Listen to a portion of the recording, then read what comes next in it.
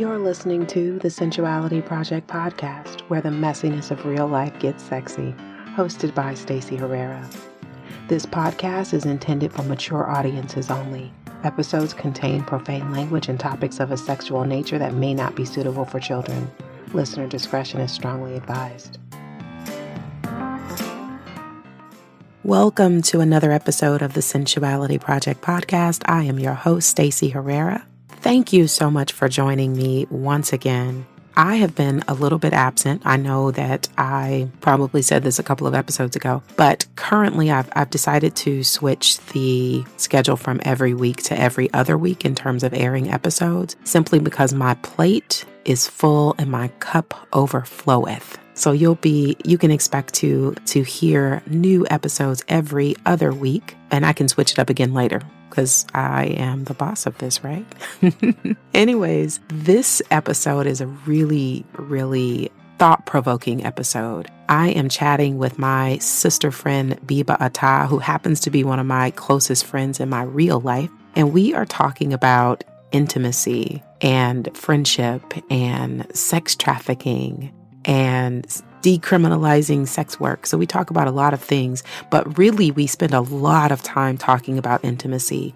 One of the things I've come to recognize in the recent weeks is that people are really suffering from intimacy deprivation. And I think that we might be in a crisis of intimacy, if I'm honest.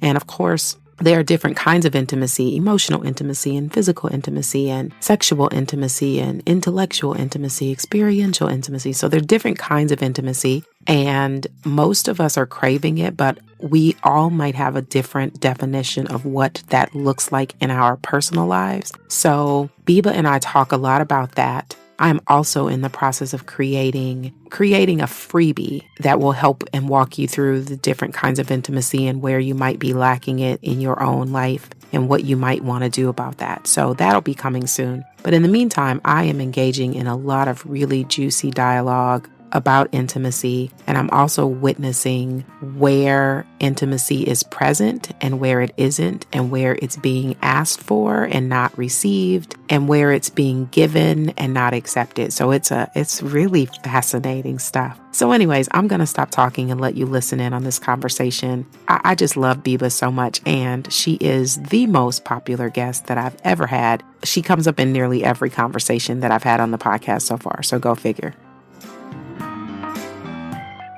Okay, so let's talk about intimacy. I think that I've been thinking about it, and in fact, I am working on my new coaching package, which I'm excited about, and working on a new opt-in that's related to intimacy. So one of the things that I realize, and you can tell me if you have recognized this, is that a lot of people don't know what the fuck intimacy even is. No, they don't. They really don't. They really don't. Like before you were who you are now, how would you have described it? Oh, that's a great question. I would have described intimacy as, I even would describe intimacy more so as a conversation. Mm-hmm. A conversation and feeling comfortable enough to talk about some things that I wouldn't necessarily share with other people. But that's because I looked at sex in a particular way. And I looked at sharing in a particular way through a sexual experience. I always looked at it from the standpoint of they're going to be leaving. So as far as the intimacy that comes from sex, I didn't necessarily have that, but I thought about it just as a conversation. Mm-hmm. But I didn't necessarily think about it more in depth in terms of the elements of the conversation. Not just about, let me just tell you about the time that I, killed my hamster by accident or something private, but more so from the standpoint of we're sharing something, we're together, there is an exchange of not just information, but of energy. It's just a different level. And there's a surrender, there is a comfort, there is a trust. And I didn't necessarily trust many. I wanted to trust many guys, but didn't really. So yeah, intimacy was rather lacking. What about with your friends? Like, do you find that you are able, that they're in terms of the women in your life, the ones that you would consider actual friends? Do you find that intimacy is easy with those women? And the ones that you struggle with intimacy with, what makes it a struggle? More All good questions. I don't struggle with intimacy as much with my women friends. And my relationships with women has changed. Like, as you evolve, your circle evolves. And earlier on, our conversations were more along the lines of, we're complaining about things and things are just so negative, and this is what we wish for, and this is what happened today, and this is the crap that occurred. But it wasn't necessarily a deep diving into, let me tell you what scared me today, or what I'm fearful of, and who hurt me and how I was hurt, and sharing about, family stuff or something a bit more deeper. But my friendships today are absolutely intimate. They hold space for me in a way that no one ever has. And I've always felt like I was the space holder for other people. People thought I should be a therapist or a psychologist or something like that. They just knew I was a counselor at heart and thought I was going to school to be that. Until I wanted to, until I saw the curriculum, and I was just bored to tears. Say it again. Say it again. Bored to tears. So I just decided not to do that. But it meant that I'm listening to people's stuff. I'm listening to people talk about serious issues. I mean, I found a box of letters from middle school up to high school, and they were talking about, people got raped, and there was, sexual misconduct and babies, and, at that age, and people felt comfortable enough to share that kind of stuff with me, expecting and trusting that I'm not going to talk about that stuff with other people. So I'm hearing all this stuff and I'm listening and taking all this in and giving advice, but I didn't feel like I could do the same. And that's the intimate part. People could tell me things, but I didn't feel like I could tell them things, tell them my deepest, darkest, secrets and, shames and things that I felt guilty about and where I was hurt and so on and so forth. But now, like, I don't have that as an issue.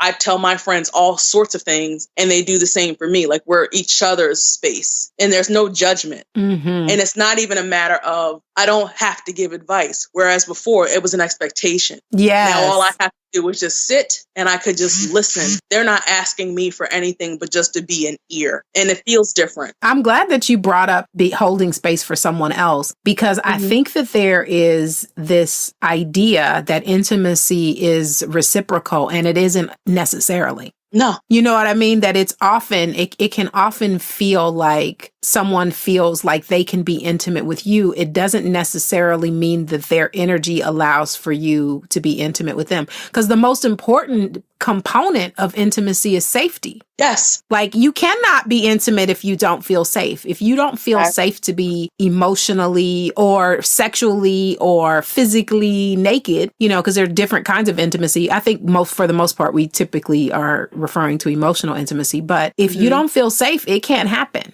Right. It can't happen. My circle is intimate in the sense that I keep a small number of people that I would call my friends and that I would say that I'm close to. And there are a lot of people, like someone texted me today, like, she's somebody that is always willing to be intimate with me, but like, I would never call her. Yeah. You know what I mean? Like, I would never call her. Like, I wouldn't text her if I was going through something. I would never reach out to her. No. And I mean, I have friends like that, friends that I've been friends with for a really long time. And it's the same thing. It's like, call me all the time when it's like shit is going like to the left all day. But I don't have that same luxury. Like, I don't do that. Yeah. I have another people that I have that trust and that safety with, that I can just call up and they'll be there for me. And they have shown like they've gone through the fire with me. And that's I don't take that for granted at all, because I know what it's like not to have that. Mm-hmm. Well, you know what's interesting? What my experience recently has been, and you know this because I've shared it with you before, but one of my recent awarenesses, is that a word? I don't think it is, but it should be. Awarenesses. It's a word right now. Right? But one of the things that I've recently become aware of, that sounds better, is that, there are people in my life that they are here for the struggle of intimacy. So if I'm challenged or I'm hurting or I have some tender thing, they are here for that, but they cannot hold space for my joy. Yes. And joy is very intimate also. the people that there are very few people that I've come to know recently that can actually be there and want to be there when I'm telling them something is going extremely well. It seems as though the response is so much less. Like if you tell somebody, girl, let me tell you what this motherfucker did. Guess what? They on it. They are listening. They are chiming in. But if you say, oh my God, this person did this amazing thing and I felt like this, then it's crickets. Just, or an emoji, like smile. Yes. Like, yeah, good for you. Good for you. On to me. Let me tell you about what this motherfucker did. Like, right. Yeah. So I think that, often when we talk about intimacy, we are often thinking about serious things, but joy is serious too. It really is. Joy is fucking serious. And we need to give joy a lot of face time. We do. I love that. Give joy FaceTime. But it's scary as fuck. So people have a hard time because, people commiserate like, oh, you got this going on. Well, let me tell you what's happening to me. But if you got joy going on and I don't have no joy to share, then it's Party's like, over. Oh, that's so nice for you. Must be nice. Yeah. Yeah. Kind of like, just this other thought, like, remember Mary J. Blige with the My Life album was the most, take it to the bridge, lit cigarette, bottle of bleach album of of life. But when but when Ken Do had some act right, wasn't nobody fucking with Mary? They weren't messing with her. And they were like, I heard people say like that, I kind of wish she could get her heart broken so that she can come out with some material that I can relate to. And that's what they said. Everything happened. Yeah, exactly what happened. And it's like, oh, Mary is the woman. She's going on this whole heartbreak tour and people are supporting her and her albums are doing better sales because she's speaking from a place of pain, which people, like you said, they commiserate with. They could relate to that. There's some resonance there. But as far as I turn my life around and I get out of bed and it's a beautiful day and all this other positive music she's putting out, like people were like, Don't nobody want to fuck with Happy Mary? No, they didn't. They did not. But people are like that in their real life. They were just like, yeah. It's like, as soon as the breakup happened, they were like, man, I hope she goes to the studio because I know she's getting ready to put out some bangers and I'll be the first one in line to buy this album. Not the other 17 albums she put out when she was happy. And like you said, Ken Do had some get right. They ain't have no rap for her, but yeah. That shit is real. And again, like I can think of like 3 experiences in my lifetime, in my adult life where like something really great was happening and I shared it and people weren't here for it, particularly if it is relationship related. Relationships and money. Don't nobody want to hear that shit. No, they're here for maybe the first little part of it, which is usually I met someone and we had some great sex. And then they're happy. Here for that because they want to hear the salacious details about, how you met and I get to the sex. And then after that, like if they're around, they don't want to continuously hear about not just how great the sex is or how good this person treats you and that they met your mom and all the other details and the highlights of your relationship. They don't necessarily want to hear any part of that. They're listening because they're waiting to hear stuff like, well, he done put the toilet seat down. And I really wish that he would listen more. And then they're here for those tidbits within the conversation, but they're not listening for or here for the positive stuff. No. And what's nonsense. Well, what's interesting is that if the person doesn't, if the relationship you have with this friend, if it's not a close relationship, if it's more of a, we talk every now and then, they can be happy for you. But the closer you are, the more they don't want to hear that shit. Yeah. Which is baffling to me. On the flip side of that, it makes it so that we're uncomfortable sharing it. Yes. It's just how we talk about the good stuff that's going on. We're so short with it. It's harder for us to provide details around it because it's like, oh, I just feel this. I'm just happy. I don't know what to say. Okay, but if something bad happened, we can make a 5-minute story and turn it into a 2-hour whole gripe session about what it is that happened. But the positive things that happen, it is hard to turn that into a 2-hour experience and share that as such. It's like 5 minutes to talk about how something made you happy. We don't even talk about it. That is real. That is real. I know that I feel like I am much more discerning about who I share my joy with and who I because of the way it's received. Yeah, you have to be, because there are definitely some joy killers out there. Just look they into they will siphon your joy so fast. Yes. You're like, Dad, you don't even really seem happy. But they say the language of happy. I'm so happy for you. Yeah. If they say that much. But I found that it's largely it's a lot of crickets. And then sometimes there is a sarcasm involved. You know, if it's a conversation, you know, a little slip, you know, a little passive aggression. We'll see how it go. We'll see. Yeah, see how long it's gonna last. See how you know how you do, or right.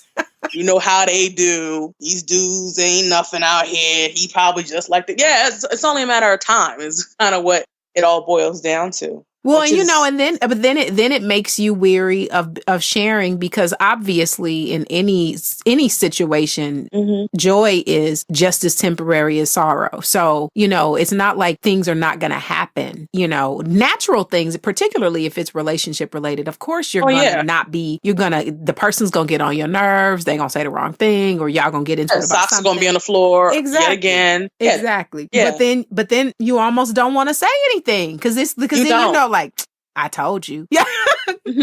Yeah. But then on the flip side of that, because we feel the way that we feel about being, you know, who we want to share that joy with, we find that we're having conversations where we're just now sharing about a complaint or to ask for advice, which also taints their ideal about this individual, because there's no balance. Yeah. You're only hearing about the stuff that gets on your nerves, or the stuff that he's doing that doesn't feel good to you. You're not really sharing the other flip side when you're happy and you're laughing and he's done some amazing things for you. Unless it's something really huge and over the top. Yeah. Then that joy might slip out. But as far as like the regular everyday things that you do, a joke he told and things like that. So then your friends are just like, oh, he's horrible. Or just this last thing that happens is like, well, why are you still with him? He's fantastic. But you always complain about him though. You always have something negative. Every time I talk to you, you don't have anything good to say about him. And you're kind of like, well, because I can't even share that with you though. Right. Because you can't receive.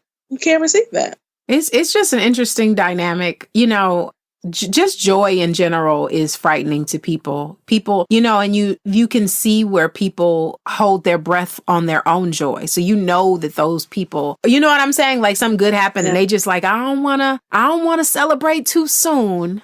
You know, that kind of thing. So I think that those people, you already know if that's how they are about their own joy, they are definitely not going to be able to be with yours. No. Yeah. But, you know, Miss Brene Brown, who is brilliant, she said something, and I'm probably going to screw it up really badly, but it was something about like the people that you can be the most vulnerable with, you will fit on one sticky, and it's usually 5 people or less. That's right. I agree with that. Yeah. But then this is what I've noticed, and maybe she got some different kind of friends, but do tell. But one of the things that I noticed is that the level of vulnerability is not equal with everyone. There are certain people that I would share certain things with that I might not share with someone else. So it's not like I would say that it's not. There are very few people. Like, I feel like I can share anything with you, but you are like one of the few people that I feel like that with. That I can share anything good or bad, and I don't have to like edit, you know, or not share, you know. But a lot of people, there are things that I can share, and that in certain areas of my life that I wouldn't necessarily share with others. I find that sometimes, and I've noticed this too, because I have a core circle of friends. Like I feel like my life is like a house with like a basement, and which is the boom boom room where all the stuff goes down. And so, you know, everybody can come in the basement because that's where everything is. You don't get invited to the living space. And if you do get invited to the living space, that does not necessarily mean that you're going to be invited upstairs to the upper level, the core. This is where where I'm really vulnerable, where like the exchange exchange is just different. Like each level is a different level of exchange. And I've told myself stories, even recently with my core group of friends, people that I talk to on a regular basis about many personal things that I'm very intimate and trusting with. And I have told myself the story that, I don't think that I should talk to her about this. I think I want to call Stacy about that, because Stacy, like you said, you're the same thing for me. Like I can tell you anything positive or negative, and I know that you'll, without judgment, will hold space and break out your shovel and your hard hat with the light on and like be all up in my business when I don't want to. But do all of those things. But I can talk to you about that stuff, and I'm just like, oh no, I can't talk to so and so about that. Let me call Stacy up. But I'm like, that's a story that even I tell myself with a core group of people. So I've had to kind of go in and say, well, what's this about? And then really question, like, is that even true? And most of the time, especially with the core, it's not. So I go about having that conversation, and they were exactly how, I was hoping that they would be. No judgment, would be happy, accepting, so on and so forth. It's like, well, what would make you tell a story like that you can't necessarily speak to this person about this particular bit of news? You can only tell this person. And it only matters in my core circle. Otherwise, I'm like, why do I even care about other people? That? Because I got my Justice League. So yeah, I'm fortunate enough to be in the middle of a sister sandwich, and my sisters are two of my people, but I don't share with them equally either. Yeah. Yeah.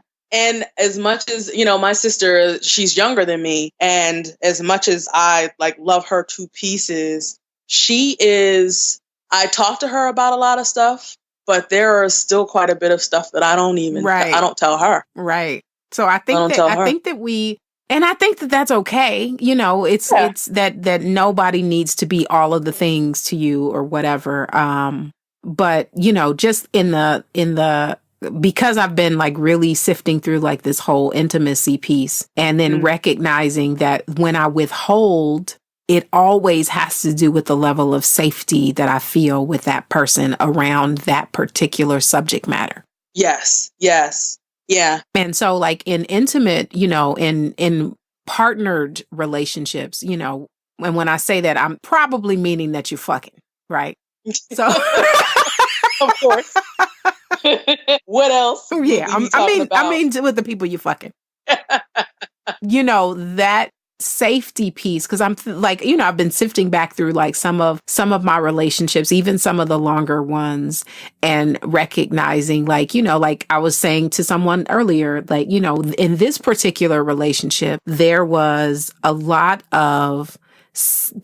physical intimacy sometimes. There was a lot of experiential intimacy because I really enjoyed doing things and having experiences with this person. But there was rarely any emotional intimacy.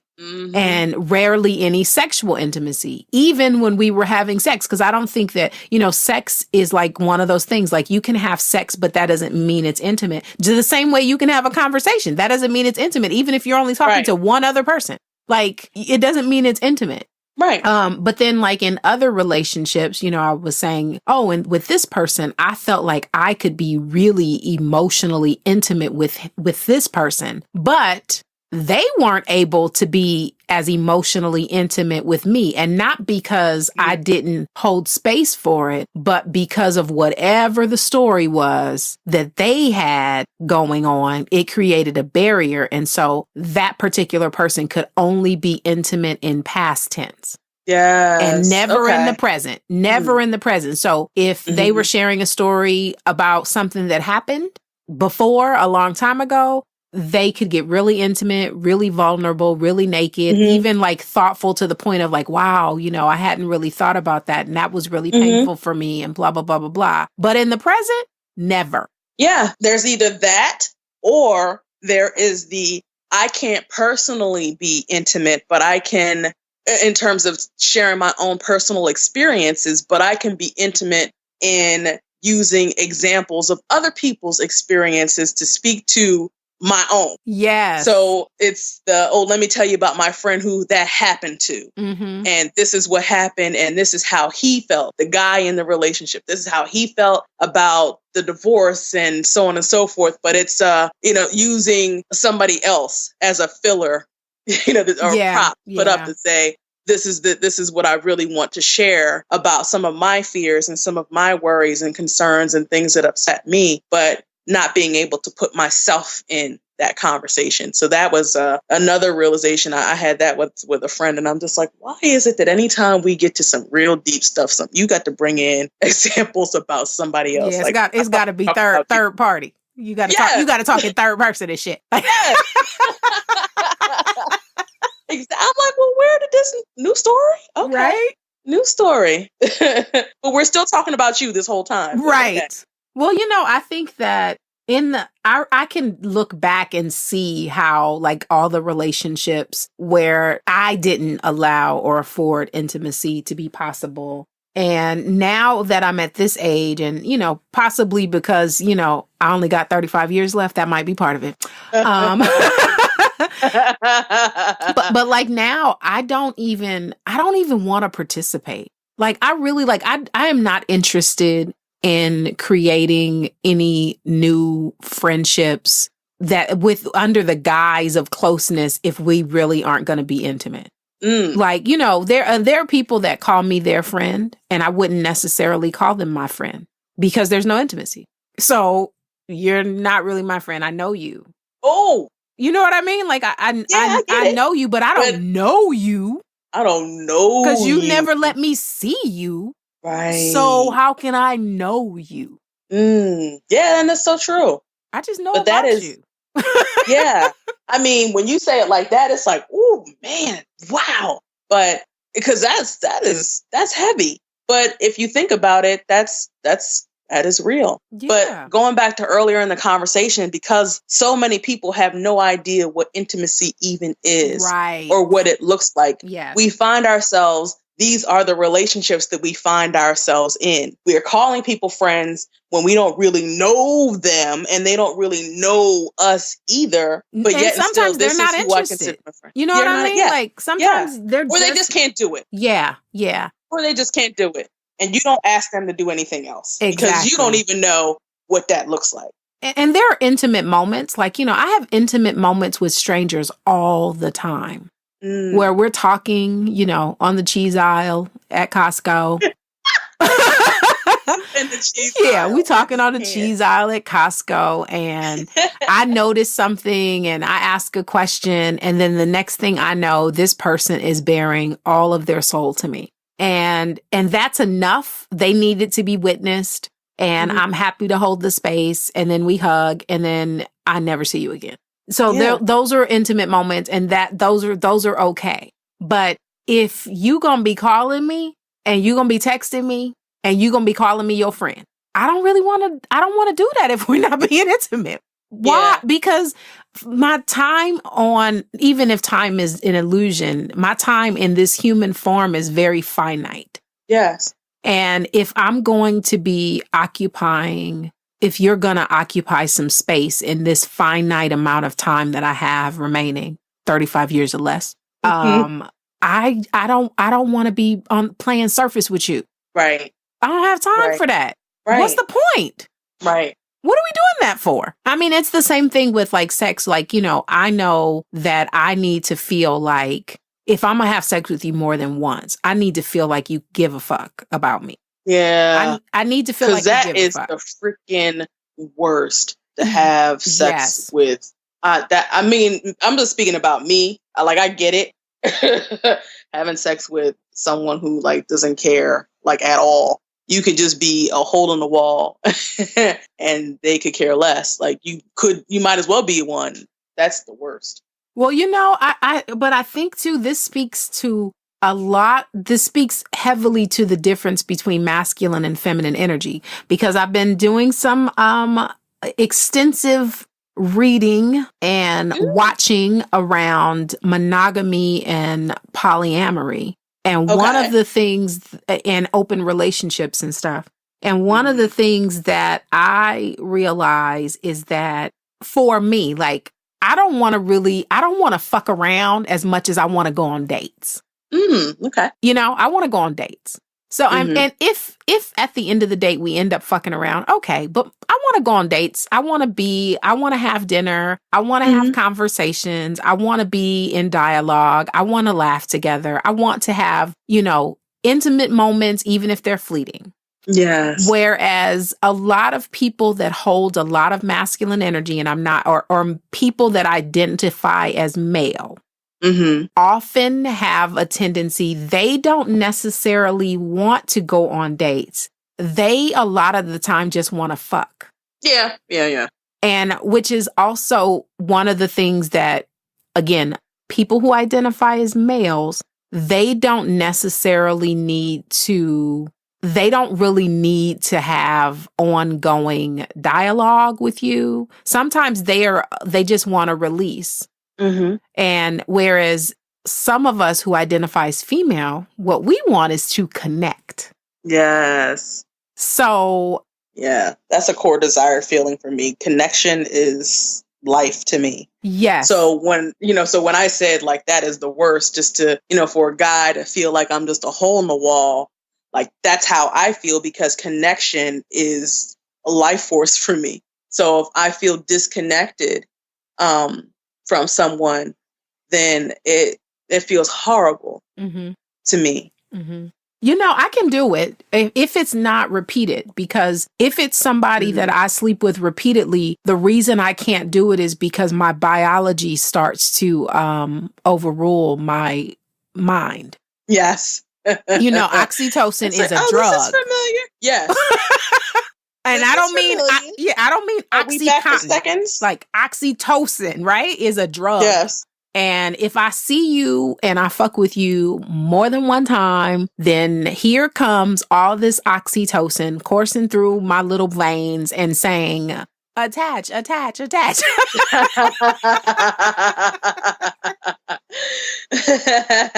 away. We're sticking around. Yes. So I need to feel like, you know, you give a fuck. I do. Yeah. Like, but again, like a lot of people who identify as males, they don't necessarily need that. Sometimes, but they are a lot better at just saying like, you know what, I'm gonna just hook up. Yeah. And be done. Like, and it has nothing to do with the woman or her value or her worth or anything. It's just, look, I just need to release. Yeah, it's a physical need. And, you know, I had to learn that. I read this book. What's it called? It was called The Queen's Code by Alison Armstrong. Oh, God. That book, it really opened my eyes to how men and women communicate differently. So I'm sure that, and I've mentioned it to a number of friends just all over the place. So when we put this up and I'm like doing this interview and then people hear it, they're going to be like, oh yeah, she done told me about that book. Yeah, this is the one. This is the book I've been telling y'all about that y'all don't want to freaking read. But where they talk about the difference between men and women, and that not only do we communicate differently, but we have, of course, different needs. And women talk to men and treat them often as if what they're saying or doing is wrong. Yes. However, what they're saying or doing really is just different from what we say or do. Yes. Doesn't mean that it's wrong. Doesn't mean that it, you know, what we think is, we act like it's the only way to do it the way that we say or to think the way that we think. But theirs is just a different perspective that we may or may not even notice. So we make them wrong when in actuality, it's just different. And that, I think that was like early on in the book. And that was just like total eye opener. Completely different. Total eye opener. And then she talked about the physical need for men for sex. Like we could go for, you know, years without sex. We would be just fine. They cannot last like that. That is not how they are physically built. Not that it's an impossibility, but it is physically difficult for them not to have sex once they start. So we're holding out on them when we're angry and some other things that we tend to do. And we get mad that they don't really even care that we're not wet or we're not aroused. They can just, you know, get on top, just get it done and move on about life. And we're just like, oh my God, he doesn't even care about me. It's like, no. It's a need. Yes. It's like eating. Yes, exactly. And he doesn't need, if it's extra effort for you to get aroused and turned on, or you're tired, or you got a migraine and all these other things that we're telling ourselves as to why we just don't want to do it, which is fine, then he still needs to do something. Yes. And this is the reason that we need to decriminalize sex work.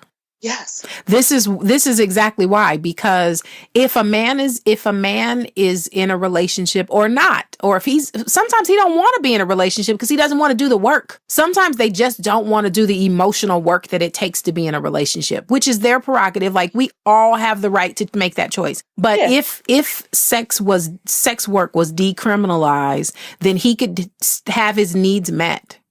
Mm-hmm. And like this whole new, have you heard about the whole the new law? It hasn't been signed into law yet.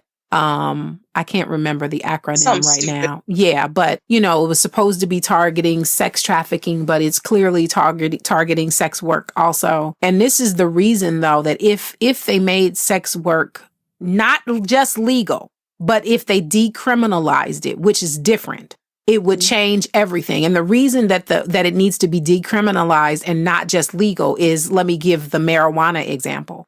Marijuana is legal in California, but get caught with some weed in your car. You see what I'm saying? Like, it's legal for you to buy it, but you could still go to jail for possession of a certain amount of it. So it is not decriminalized. It's just legal. Well, what's the point of that? Right. I forget what country. I was just reading an article and I can't remember the country, and I'm not going to even guess because I don't want to throw a country that ain't doing this stupid shit under the bus. But I don't remember which country it was. But anyway, in that country, it was legal to be a sex worker, but it was illegal for you to purchase sex acts.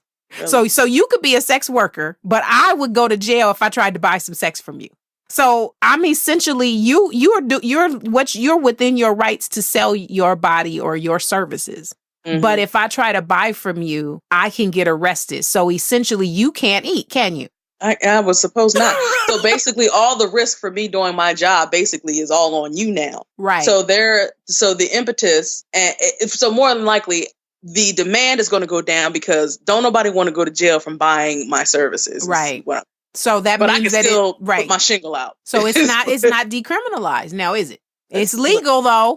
It's legal. What's the point? There's no point to that. Right. Right. But if sex work were legal, if it were legal and it were decriminalized at the same time, then if you were a sex worker, not only could you sell your services, you could have health care, you would have police protection, and here's a biggie. The police would no longer be able to abuse their power against you now, could they? That's very true.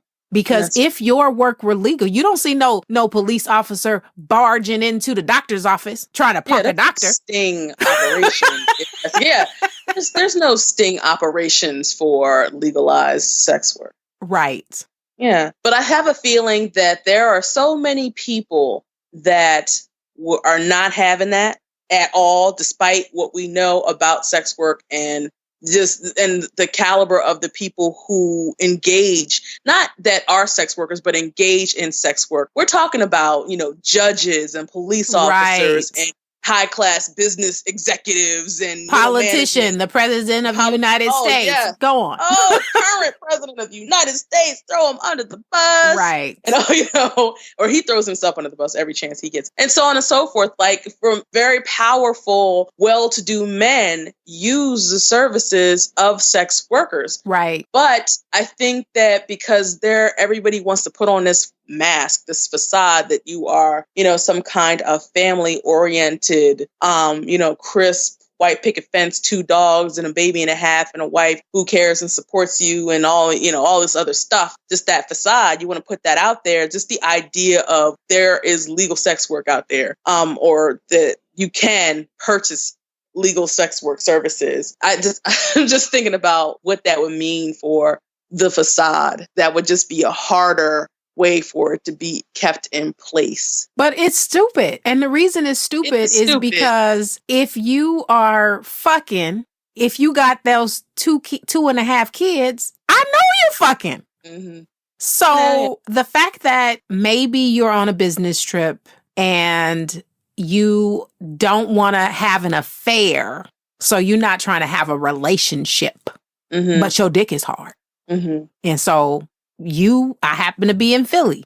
You happen to sell services in Philly. My wife is in Cali. I'm not trying to have an affair on her, but my dick is hard. Here you are. What can I get for $50? Like,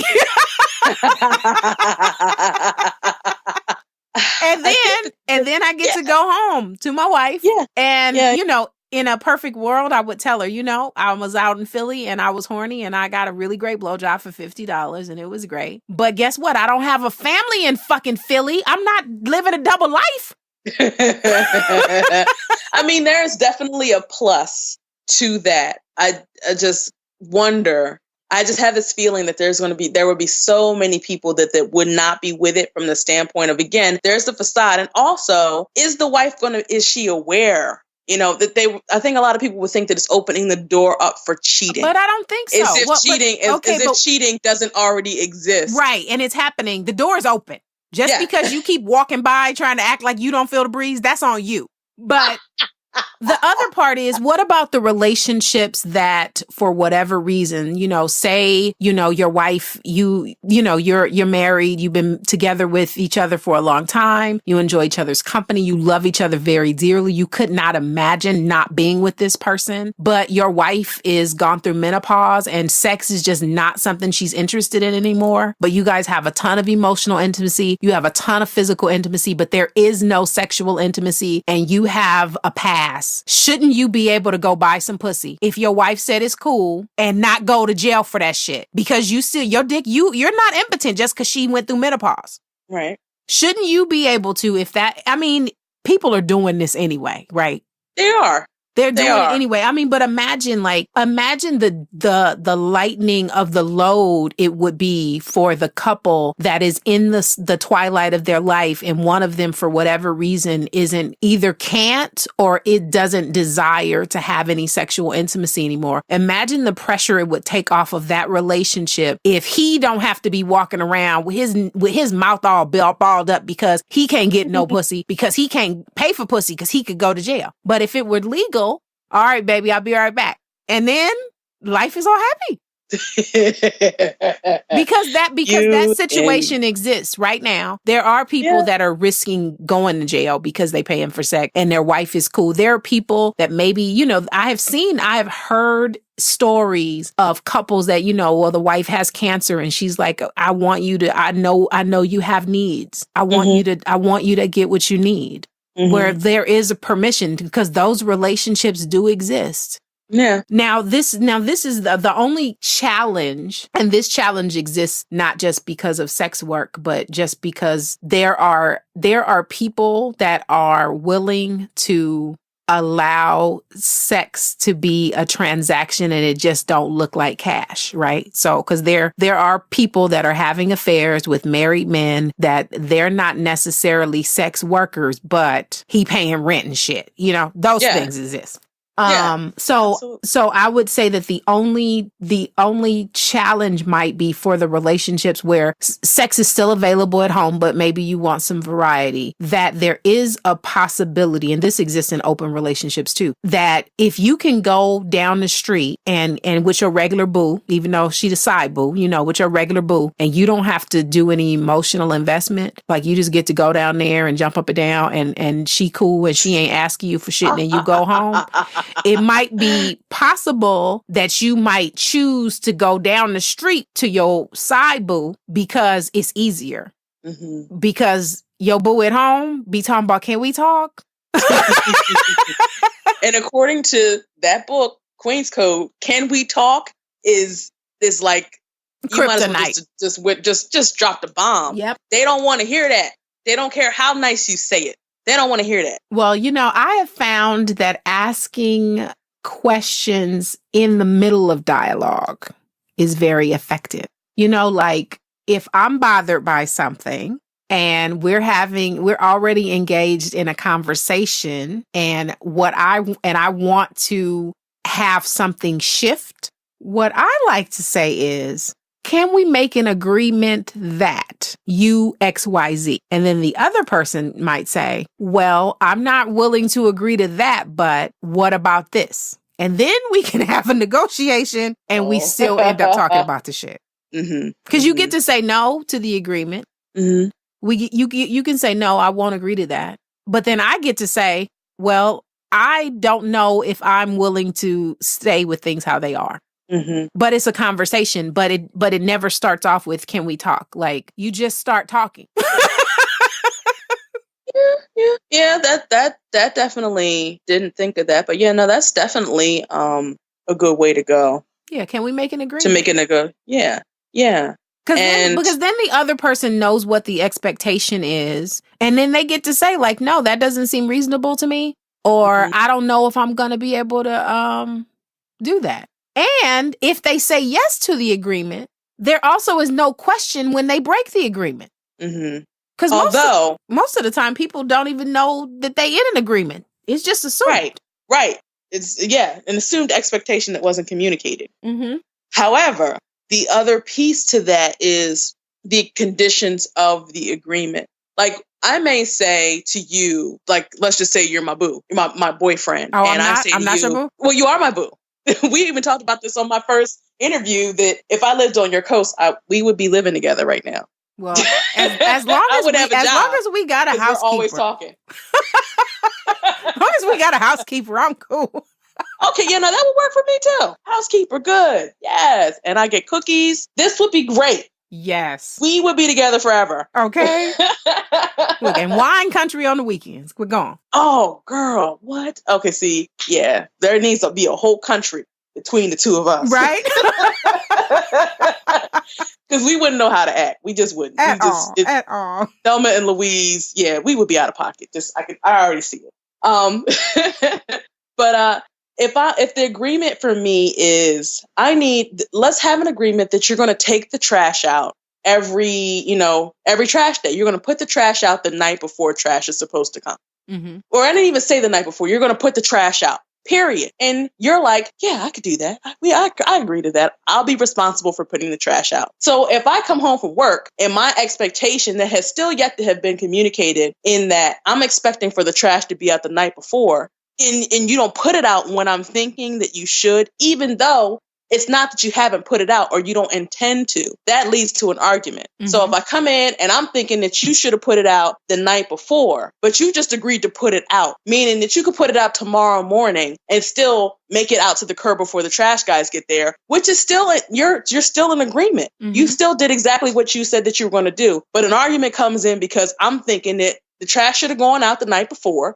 You just agreed to put it out, not when I wanted you to, but just to put it out. And we're having a whole disagreement. But it's the conditions, sometimes those unspoken conditions that we put on what it is that we're asking the other person for, the guy for. And he's like, all you asked me to do was put the trash out. You didn't say it needed to be out there by 7:02 p.m. the night before trash day. You didn't say that. And even if you did say that, I wouldn't agree to that, because that's crazy. I got it out there on the curb. What are you complaining for? It made it to the curb before the trash guys came. So what's the problem? And that typically is where we go wrong, even in some of these agreements. We're expecting them to just do way too much sometimes and agreeing to things that are unspoken by us that they honestly didn't even fully agree to. Right. And I think that's also where we have to really be accountable and checking ourselves, because you have to know where your line is, and asking someone to do something, the conditions can't be they got to do it like you would do it, because they're not you. But we do that as women. Oh, for sure.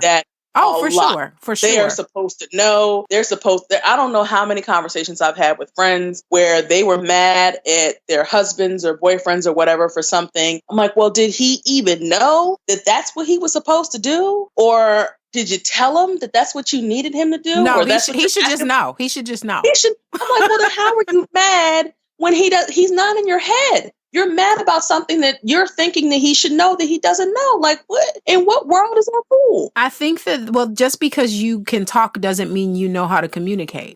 And, a lot of people talk. Oh, yeah. Not very many people can communicate.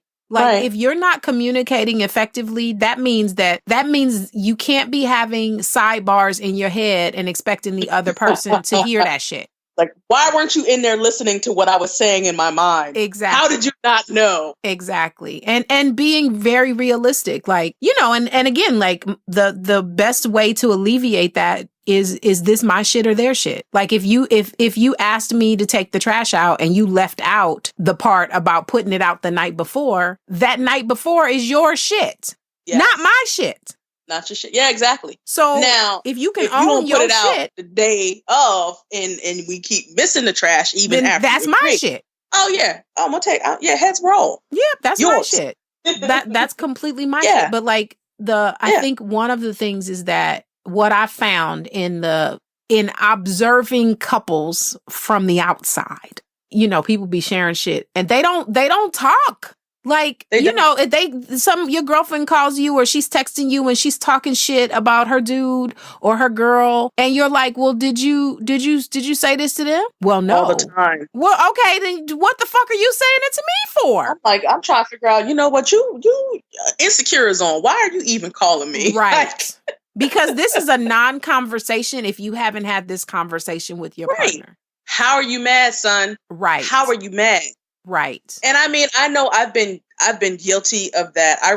So one of my girlfriends and we read 2 books. Like, she recommended to read Queen's Code, and she also recommended reading this book. It was called Call Off the Search. And I can't remember, it was a husband and wife who wrote that book. That one was robust. That one, we basically read a chapter a week, and that really broke down quite a bit of how we show up in relationship. And it really had me second guessing quite a bit of my behavior. And of course, you know, I look at some of quite a bit of my old relationships as, you know, in victim mode. Like, this person did this person cheated, this person, you know, this person was not nice to me, this person treated me like crap, and so on and so forth. And then in reading that book, it's like, well, you know, there were certain things that I recognize now, especially after reading it, that I've allowed. And then, of course, it took me back to patterns and behaviors and beliefs and things that started this whole ball rolling. So, like I said, that book broke me all the way down in terms of my relationships. I highly recommend that too. But yeah,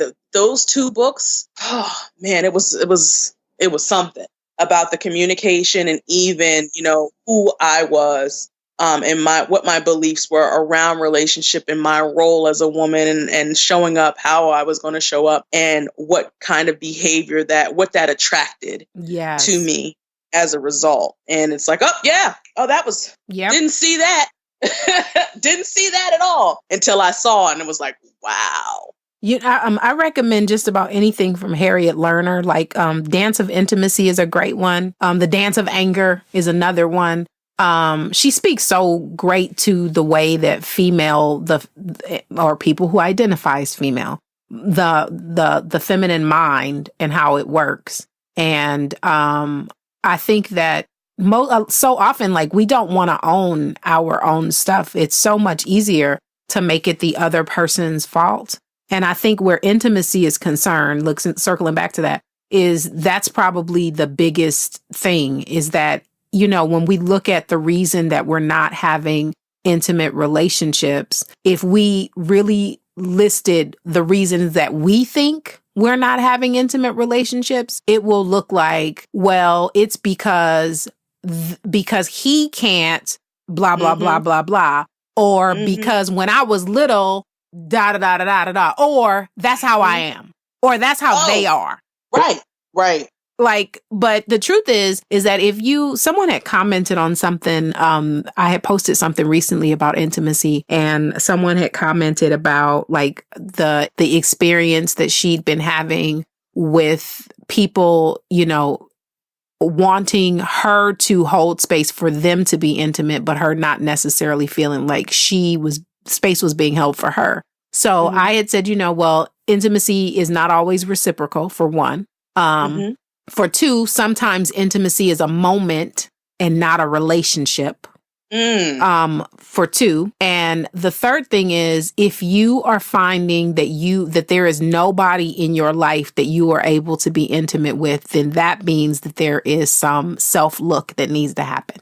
usually there's self-look that needs to happen in all things. Let's just be real. Yeah, but if nobody, like, no, you can't be intimate with nobody. Like, okay, that's some you shit, Yeah, that's some absolutely. You shit. And then it completely is. Like we were saying, like, not everyone is not intended to be that for you.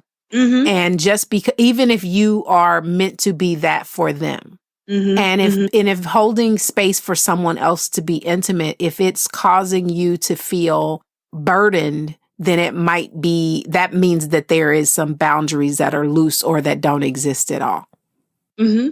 I mean, this is all a learning experience. Mm-hmm. And I find that even when I said that earlier, like I found that no one was able to hold space for me, and I was only able to hold space for other people, and it was exhausting and so on and so forth. But I also recognized that because that was a story. That was a story that I told myself. And there were probably some people who the conversation went the way that it did, and I didn't allow for them to hold space for me. I never gave them a chance to, because I assumed, or I made up the story that they weren't going to be able to do it. Now, there were some that I tried to be intimate with from that space for have them to hold space for me, and they couldn't do it. So I was like, oh yeah, you ain't built for human links. I'm not going to tell you that kind of stuff. You're not ready for that. Mm-hmm. But because of some of those experiences where I did try and it didn't happen, there was plenty of people I didn't even give the opportunity to. Yeah. But that didn't mean that they just couldn't do it or they weren't meant to do it. But again, that requires self-look on my part. I'm like, why is it that I am the container for everybody else, and there's really nobody I can like tell some of my stuff to? But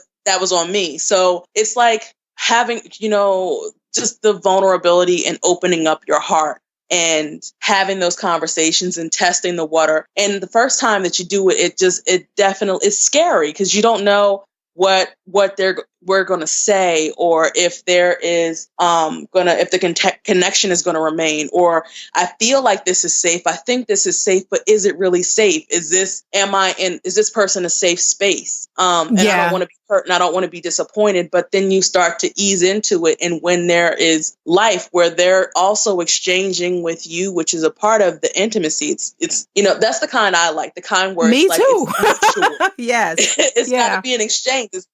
It feels it's mutual. So it's like everybody has skin in the game. You know what I mean? Yeah. So when that has happened, it's like, okay, it feels great, because it's like this person sees me and I see them, and I trust them and they trust me. And because there is this mutual experience that we've just had, then I'm open to sharing more, and they're open to sharing more too, and us learning and growing together in friendship. But, you have to take a step there. You can't just be like, well, let me just feel her out. Let me send out the SWAT team. Let me see if let me just ask some people, get some references. Like, this is a job interview. Let me just, prop my camera up and ask her these questions to see if she's able to do it. It usually doesn't work like that. It usually is an experience that has to happen. And self-consciousness is an assassin of intimacy. It cannot happen. It cannot happen in the presence of self-consciousness, period.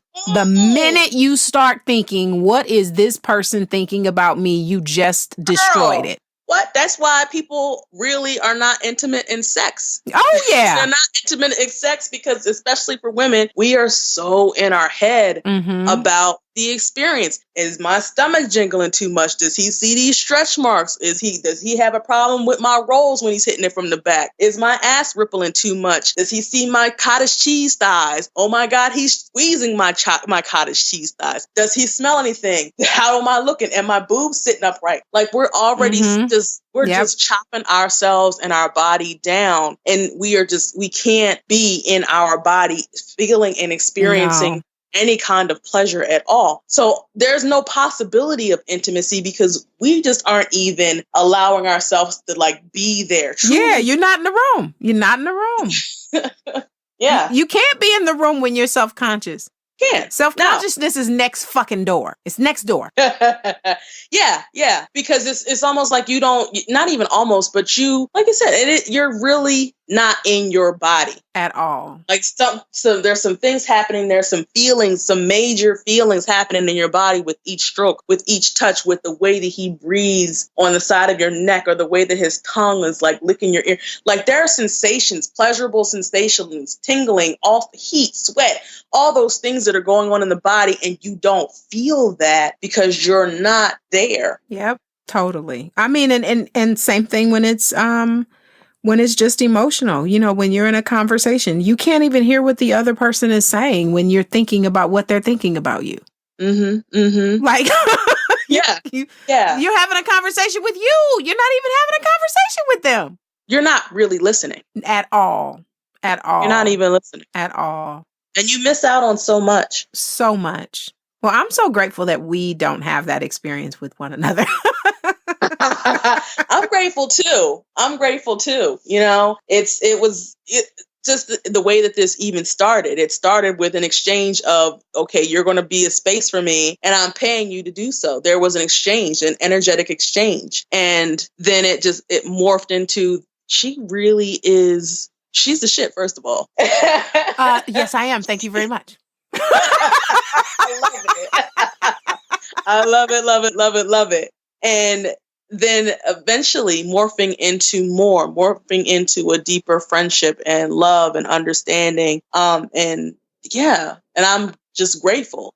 I am too. It's divinely guided, by the way. Like this. Yes. I can't even take credit. Yeah. I was minding my business, and then the signs were just like, this is what you need to do. And I'm like, okay, yeah, I'm gonna get on it. And then I forgot. And then the sign was just like, now, didn't I tell you? You know, later when I couldn't find your whole post, it's like the sign was like, I'm gonna tell you one more again. You need to do this, what you need to do. And don't make me have to call you one more time. I really don't want to have to do that. And I'm like, all right, I'm listening. And yeah, so that wasn't even me. Yeah, well, and I still remember the day of our first session was also the day that we had that it was a Zoom call about, were we talking about like eating pussy and sucking dick that day? I think so. You know what? Probably we were. I'm pretty sure we were. Yeah. Which was not, of course, when I thought about what this was going to be, that's not the kind of the conversation I thought we were going to have. And then it's like, oh, this is where we're going. Oh, okay, cool. I thought I was just going to talk about my body. I didn't know I was going to talk about, this, but all right, cool. Let's do it then. It's all connected. It really is. It's all connected. Yeah. Like, well, we're so different than, what was that, 2 years ago? Yeah. Was it 2 years? I think so. Oh, that was 2 years ago. Oh my God. It was 2 years ago. Yeah. We're very different. Like, think about everything that's happened since then. Like, the internet is different since then. Yeah.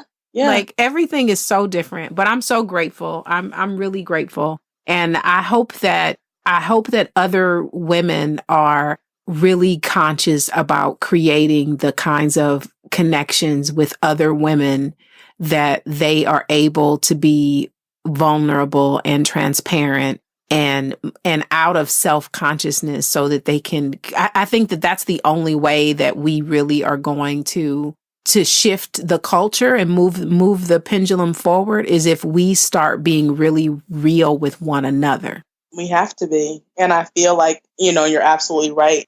And I find that these kind of conversations are coming up more where we are being more real with each other and we are not liking what the other is saying. It's been very difficult, and we're finding that there's going to be, there's more and more of these difficult conversations where people are going to feel tender, where there's going to be anger expressed, where there's going to be misunderstanding, and then there's going to have to be listening and being there and just open and taking the information and being introspective about it, because it's not going to be a kumbaya. Like, we are all wounded and society is wounded, and we basically think that the answer is just to close up some deep gaping infected wound and put a Band-Aid over it and hope that it's just going to heal perfectly and properly, even after hundreds of years, which we are seeing that's not the case. Right. It needs to be opened up and cleaned out. And that means that stuff has to come up. Yeah. And witnessing the stuff coming up and the oozing and the weeping of this wound. And then once that's out, that's when you can clean it and balm it and then heal it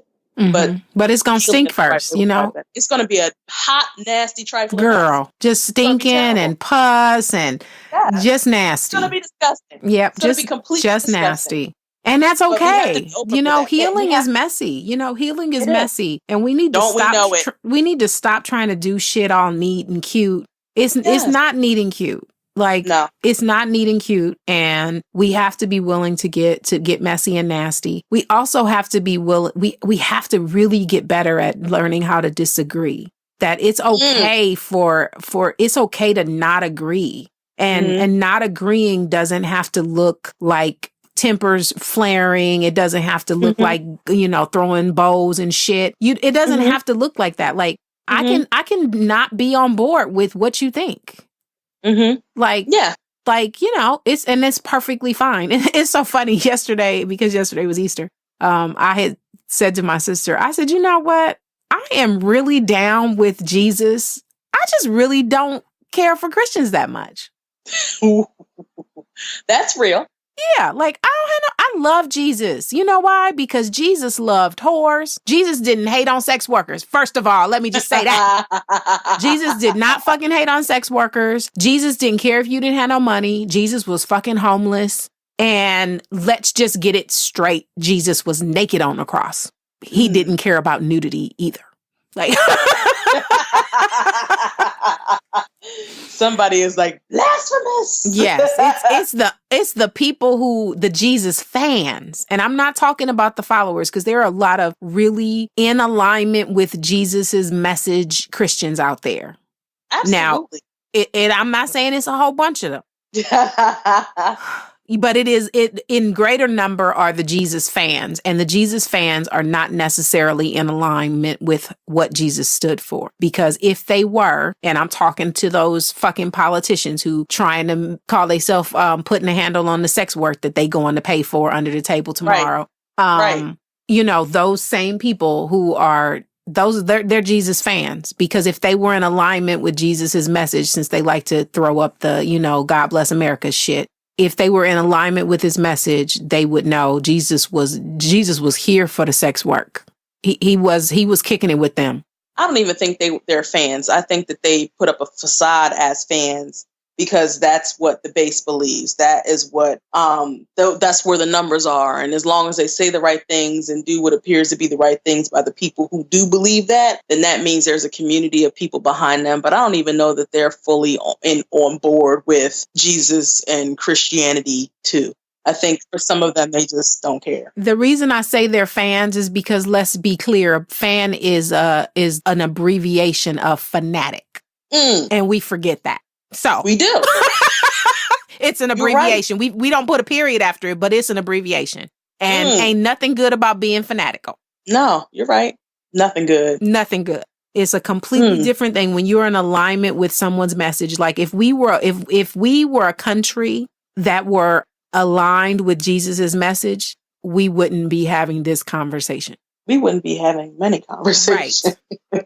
We wouldn't be having many conversations. We would not. But, thankfully, fanatics exist, because it would be keeps it interesting. It would be really boring. And I don't experience boredom, but it would be boring if there were no adverse conditions. And what would we be doing here?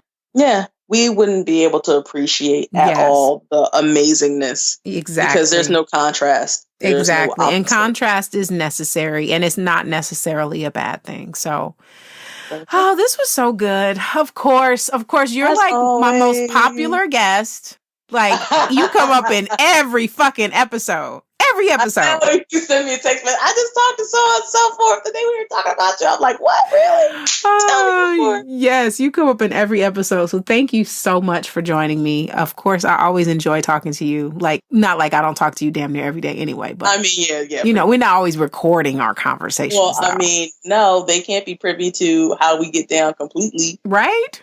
Can't tell them everything. No. Well, we definitely need to have, I would love to have a panel podcast where, with a couple of our other friends, with Hillary. We definitely need to talk to Gia now that she over there soaking up the sun all day, every day. Oh my God, that would be awesome. There's plenty of things to talk about. I know that Hillary would be here for intimate conversation, and Gia is on board with talking about all things pussy. So yeah, we need to make that happen.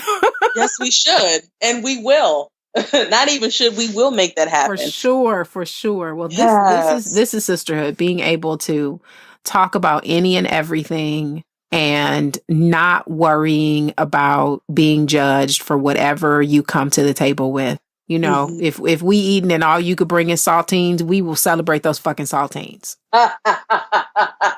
Yes, even if I'm like, I'm just going to rub the salt off the saltines. Right? Y'all wouldn't even judge me. Nope. Wouldn't even judge me. I know. At all. That's love. That's love.